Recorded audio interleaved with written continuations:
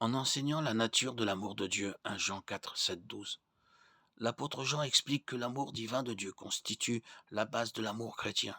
L'amour du croyant est unique en ce sens que sa source est Dieu lui-même. Si nous n'avons pas d'amour pour les autres, alors nous ne connaissons pas Dieu. L'amour est donc un test décisif de notre foi. Et parce que le véritable amour s'exprime par des actions, Jean déclare: l'amour de Dieu s'est manifesté envers nous de la manière suivante. Dieu a envoyé son Fils unique dans le monde afin que nous vivions par lui.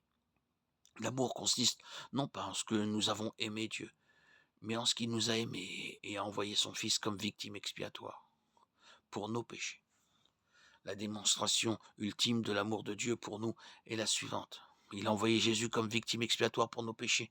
Jean a déclaré plus tôt: Jésus est lui-même une victime expiatoire pour nos péchés, non seulement pour les nôtres, mais aussi pour ceux du monde entier. 1 Jean 2, 2. La Bible applique ce terme exact, mais avec une légère modification. Dieu n'est pas lunatique et imprévisible. Il est immuable. Il est juste et droit. En ce qui concerne le péché humain, Dieu éprouve en effet de la colère et exige un sacrifice. Lévitique 16, 30, 19, 22, Éphésiens 2, 1, 3, Ésaïe 59, 2. Mais la colère de Dieu envers le péché n'est pas une émotion irrationnelle et incontrôlable comme la colère humaine. Au contraire, c'est l'opposition fermement établie de son péché qui nous sépare de Dieu. La peine pour le péché est la mort. Dieu a institué le système de sacrifice dans l'Ancien Testament comme moyen d'expier ou de payer la peine pour le péché.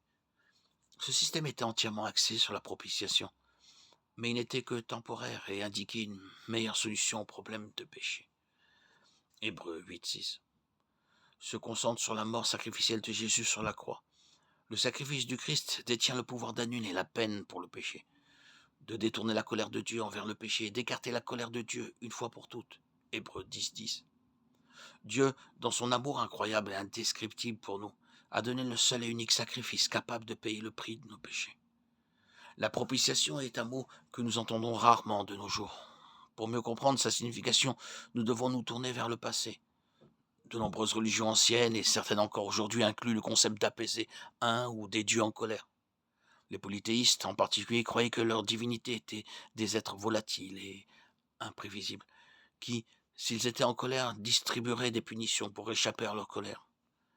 Les adorateurs offraient alors des sacrifices à leurs dieux pour apaiser leur colère.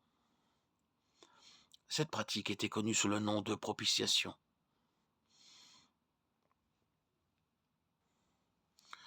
L'auteur de l'Épître aux Hébreux explique que Jésus a dû être rendu pleinement humain, à tout égard, afin qu'il soit un souverain sacrificateur miséricordieux et fidèle dans le service de Dieu pour faire propitiation pour les péchés du peuple.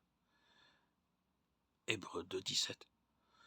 Dans de nombreuses traductions récentes de la Bible, le mot fort peut être rendu par expiation, sacrifice pour le péché, sacrifice d'expiation ou sacrifice expiatoire. Dans Romains 3, 25, l'apôtre Paul soutient que Dieu a présenté Jésus comme une propitiation par son sang, à recevoir par la foi, un sacrifice d'expiation, par l'effusion de son sang à recevoir par la foi, ou le sacrifice pour le péché. Les gens sont rendus justes devant Dieu lorsqu'ils croient que Jésus a sacrifié sa vie en versant son sang. L'amour extraordinaire de Dieu est la motivation de la propitiation. Au lieu que les adorateurs tentent d'apaiser un Dieu en colère, le Dieu de toute miséricorde et de toute grâce nous a présenté un Sauveur comme le sacrifice expiatoire parfait pour nos péchés. La démonstration de l'amour du Père par Jésus-Christ est la propitiation pour nos péchés, par laquelle nous sommes rétablis dans une relation paisible avec Dieu. Romains 5, 1. C'est pourquoi, étant justifiés par la foi, nous avons la paix avec Dieu par notre Seigneur, Jésus-Christ. Romains 10. Car si, lorsque nous étions ennemis, nous avons été réconciliés avec Dieu par la mort de son Fils, à plus forte raison maintenant que nous sommes réconciliés, serons-nous sauvés par sa vie. Colossiens 1, 19, 20.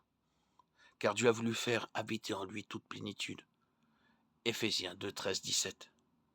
Mais maintenant, en Jésus-Christ, vous qui étiez autrefois loin, vous avez été rapprochés par le sang de Christ.